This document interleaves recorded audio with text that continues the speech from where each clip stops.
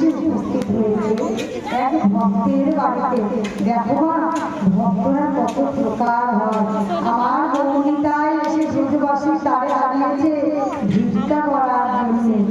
সেই বাড়িওয়ালা এত ভক্ত, এত ভক্ত, এত ভক্ত, সারাদিন সে কাজে ব্যস্ত থাকে।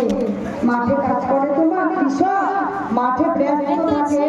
সেই জগৎবাসীর কাছে যখন ভিক্ষা করতে গেছে, সে এত ভক্ত যে গোবিন্দ ঘরে গিয়ে তার পূজা করার মতো তার সময় নেই।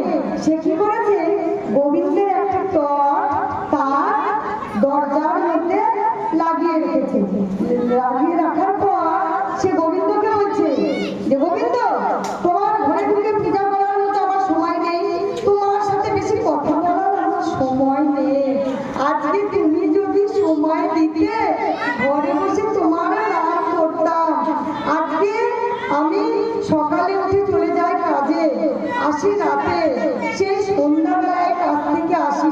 কি করে আমি তোমার সেবা দেব, তোমার নাম করবো, তোমার ঘরে গিয়ে তোমাকে ডাকার মতো সময় লাগবে, সেই সময়টাও আমার নেই গোবিন্দ।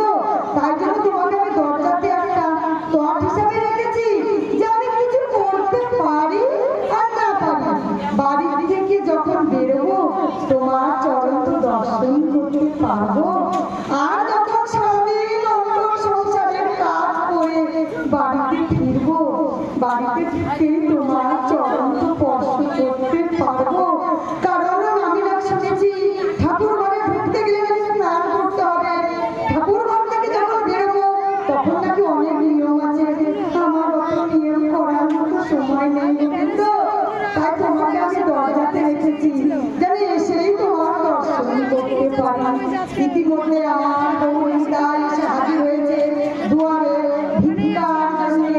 যখন বলছে কে আছো বাড়িতে, কে আছো, জয় রাধে, আমি যে এসেছি ভিক্ষা করতে তোমাদের বাড়িতে।